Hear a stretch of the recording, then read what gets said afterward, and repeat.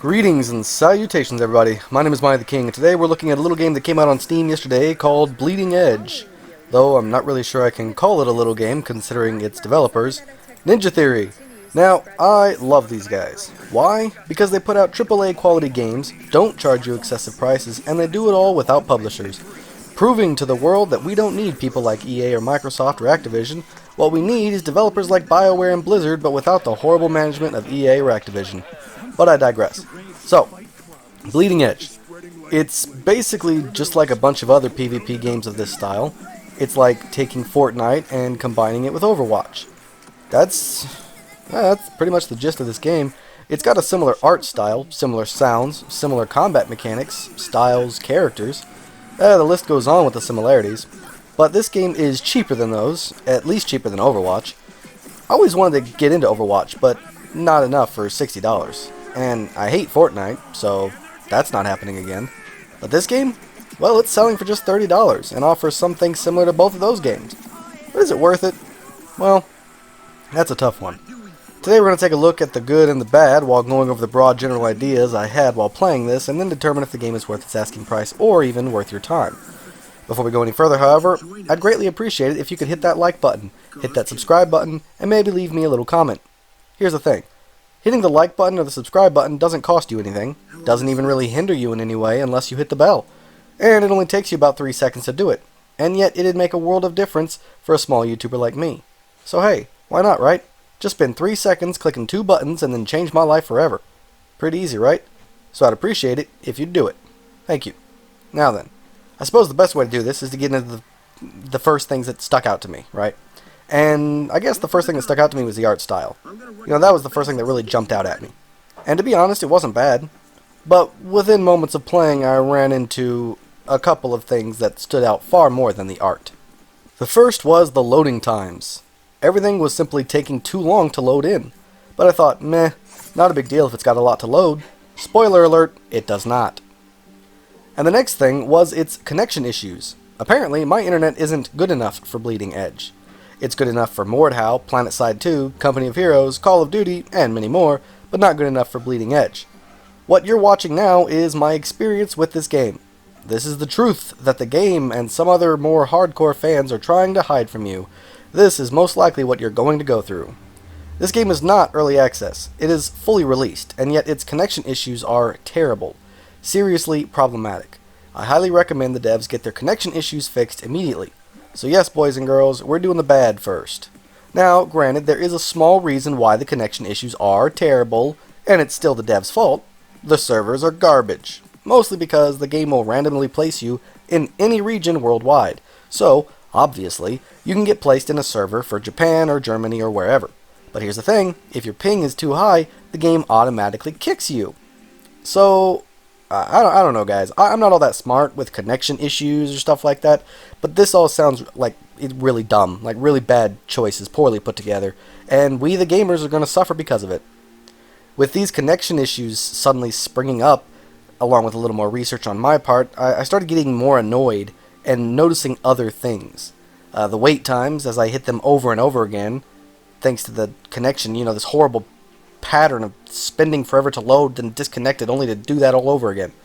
I don't know, maybe that's why I can't stay connected, because it's taking too long to load? Plus the server issue? I have no idea, but I just wanted to bitch about that. The next thing is that the combat is too easy.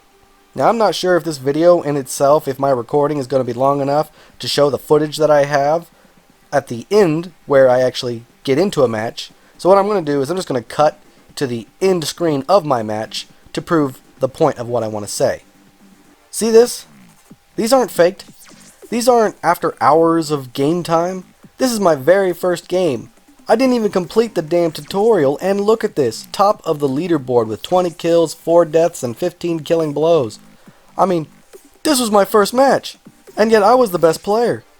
So, that proves one of two things. Either A, the game is way too freaking easy, or B, the character I played as is way too overpowered.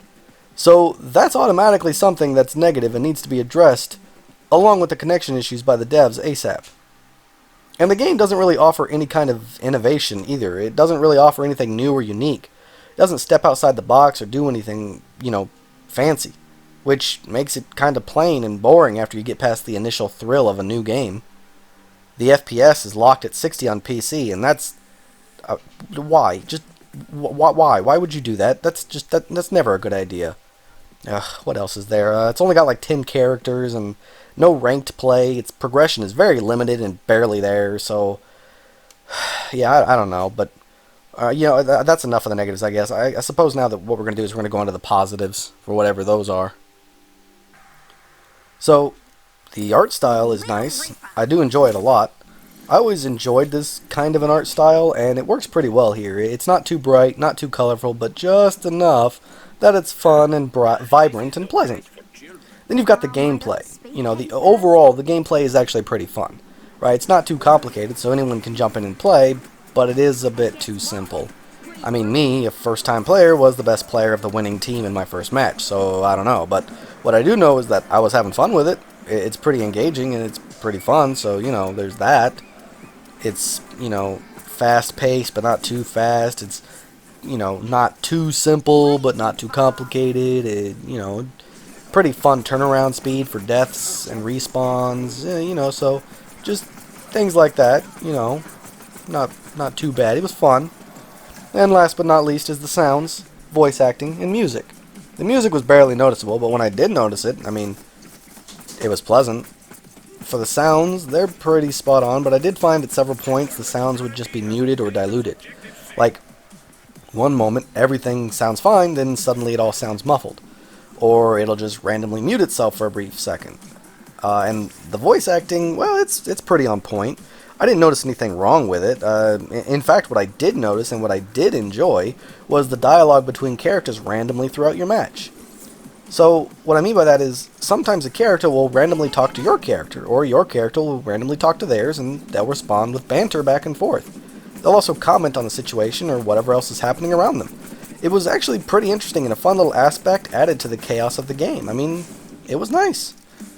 But that's about all I got for the good, and all I got for the bad. At least all the things that stood out to me. So, overall, what do I think of the game? Well, honestly, I think it should be free to play with microtransactions. It's about as bare bones as a free to play game. It has the same amount of depth, same kind of feel and mechanics to it. All it's missing is the microtransactions. I don't think the game is good enough right now or fun enough to put up with the problems and put up with the price. I don't think it's worth its asking price, to be honest. Now, this is me personally, alright? I know a lot of people out there are going to be all pissy because I'm expressing my opinion, but honestly, this game just isn't worth it to me. It doesn't offer anything new. It doesn't offer anything engaging. It's broken. It's fun, but not smooth. Like, what I mean is, a fun game isn't all that makes me keep it. It can be the most fun game in the world, but if you can barely get into play because the game is broken, then who cares how much fun it is? Maybe I just had a terrible first experience, because the game did just come out, and it basically just threw arrows at me left and right, but I don't like it. And there are other people out there commenting about some of the things I'm saying here. And here's the thing, you guys are watching like actual gameplay footage right now, but the first 30 minutes of me playing this game, first 20-30 minutes of me playing this game, were literally sitting in the lobby watching that loading screen, and then for me to enter a game and then be automatically kicked and then have to watch that loading screen. That was the first 20 to 30 minutes of the game, and what you're seeing right now is the cut parts of my recording where I'm actually in a match.